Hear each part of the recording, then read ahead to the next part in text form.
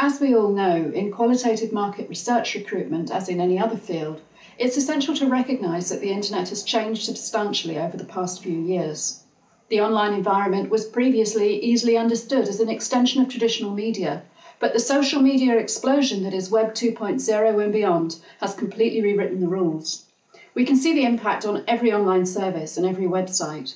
Failure to engage with these changes is not an option, but this makes it a tremendously exciting time to be working in qualitative research recruitment.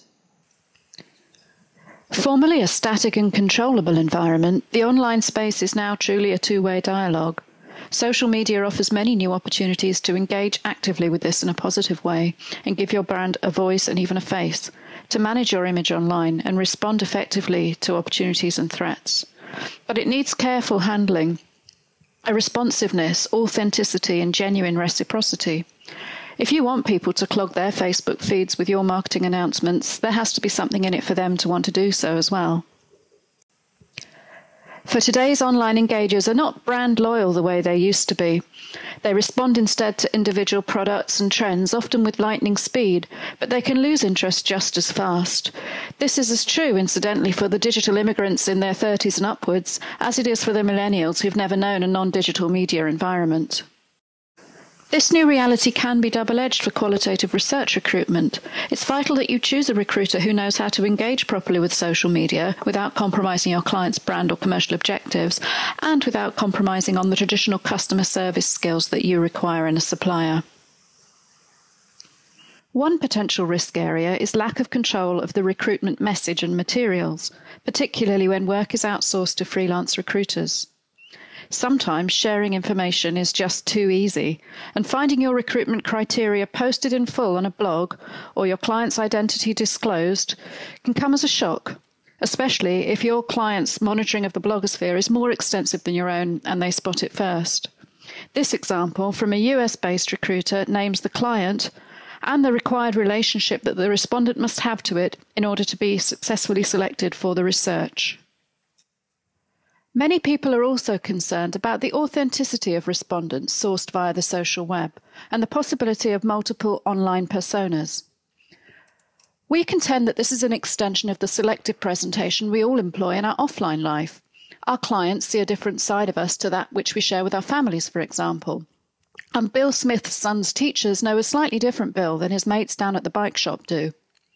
Online, it's potentially exaggerated, and indeed many people enjoy being able to express more extreme manifestations of their character in safe anonymity.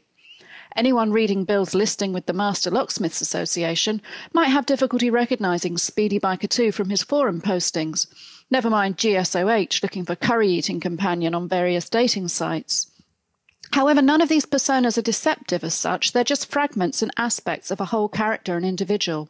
And it's essential that your recruiters are trained to probe through to the flesh and blood person behind these aspects and establish not just screener eligibility, but a degree of consistency and realness to the person they are recruiting. For the social web environment offers so many fantastic opportunities to extend the scope of qualitative research recruitment. Online, we can find respondents that a traditional recruiter may never get to meet. People who are too busy or too cool or just in the wrong place at the wrong time. And people whose quirky online habits or unique life experiences or life stages single them out as just right for exceptionally niche projects. We can use social media to rapidly penetrate the natural interest communities that form around such life stages and interests and reach the right people wherever they are. Because the currency of the social web is sharing. People like to pass on interesting snippets and opportunities to their followers and friends, and they even seek out such items for this purpose. It's great to be the first one to break news of an exciting new event or idea. And this peer-mediated spread of information is increasingly driving people's whole online experience. The sheer volume of information and portals available, combined with a growing cynicism towards traditional search engine results, creates a need for curation and recommendation like never before. You can trust something a friend recommends better than something recommended by a search engine funded by advertisers. And new tools all over the net make it easier every day for that sharing to take place, including the new Google +1 button, which will soon be as ubiquitous as the Facebook share buttons on every website. For our industry as well, social media is a vital tool for credibility and awareness building. Took part in a focus group with Saros research about hairstyling products. The man from Saros was really helpful, sent me all the details and reminded me on the day where I needed to be and what to do. When I arrived, the reception was very welcoming. There were snacks and drinks, and we were made to feel very welcome. The lady leading. We can use it to showcase the sheer range of potential participation opportunities open to people who register with us, and to show the hundreds of ineligible applicants we reject every week that it's not a scam, research really happens. Operating our own social media platforms keeps us in control.